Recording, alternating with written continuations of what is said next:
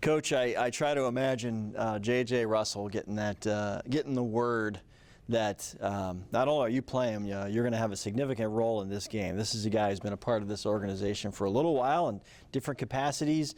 How cool was it to see him get that start, and how did he perform? I thought he did a very good job. It was cool because last year we played Atlanta at the end of the season. We put him in the second quarter of the second half. He didn't fare too well. And he went in, he was calm, he was composed, he was poised, he ran the entire defense, he made plays, he got people lined up.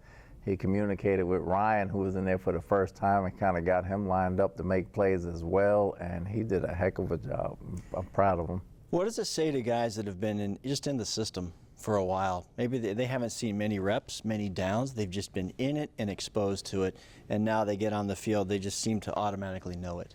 He's been studying. He's been meeting with Coach Foote day in and day out throughout the spring and the summer, and he got his opportunity, and he didn't let us down. He went in, he was poised, he played as calm as Devin and Levante would play, and he didn't miss a beat. He did not miss a beat. The guys rallied around him, and he played good football for us. And you mentioned Ryan Neal next to him.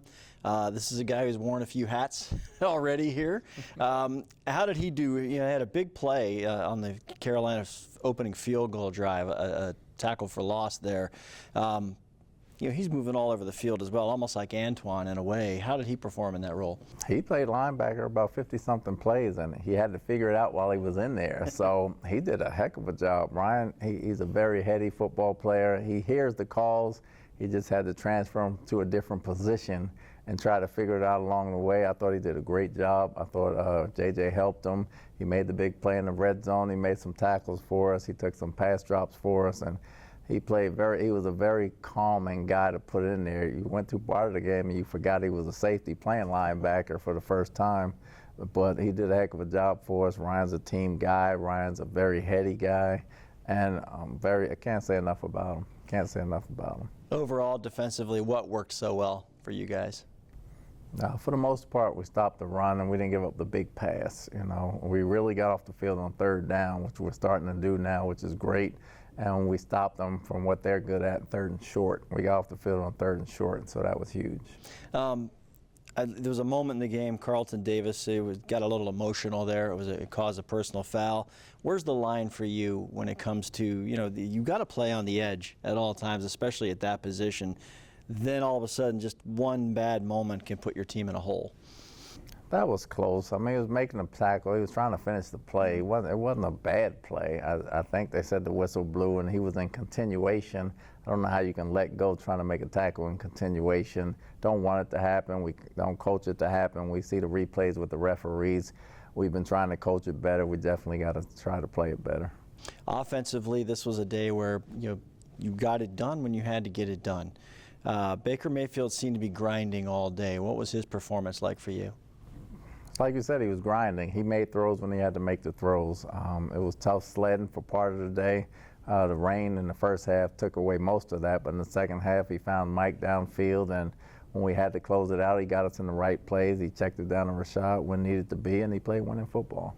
Is the run opening up, do you think, in the second half of the season for you guys? It's better than it was in the first half. We just got to keep chopping away at it. We start chipping away at it. We got the big 3rd and 1 at the end to seal a ball game. So we're really making progress in that area.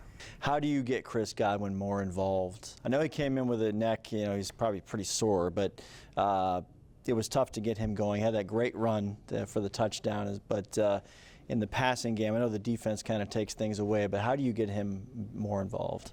Well, the fact that he even played was a big thing. I wasn't expecting Chris to play this game, but he's so tough. He came out, gave us a physical presence anyway. I'm happy he got the run. We subbed him out quite a bit this game, so he couldn't get all the plays in. Really trying to get him healthy. He's a competitor and he's a warrior. He's going to play no matter what. We got to find a way to get him involved when they start taking Mike away. Right now they hadn't been taking Mike away, but he still needs to get involved because we're going to need him. And finally, Mike Evans, a lot of well-deserved attention and accolades after the game. And before you talk about the numbers and legacy, it was really a guy, the go-to guy, as you mentioned, that you needed to come through, and he did in the big moments. Our big-time players have to make big-time plays when necessary. Mike steps up every time. You can't say enough about him. How has he been through? He's been through a lot of transitions here in his long time here as a Buck. How difficult is that for a veteran player over the years? You've got quarterbacks coming in, schemes coming in, yet the best seem to always find a way to be the best. I think that says a lot about him. His work ethic, his determination, his study habits, his precision route running, his competitiveness. That speaks to the man. Obviously, Mike, all self-made. The way he works at it, he plays with any quarterback that comes through here, and to do it with one team in this day and age is very impressive. And finally, his next touchdown will tie Rob Gronkowski. Would you like to see a Gronkowski spike? I don't know if Mike's going to give you that. Mike's going to give you Mike. He's not going to give you Gronk. Okay.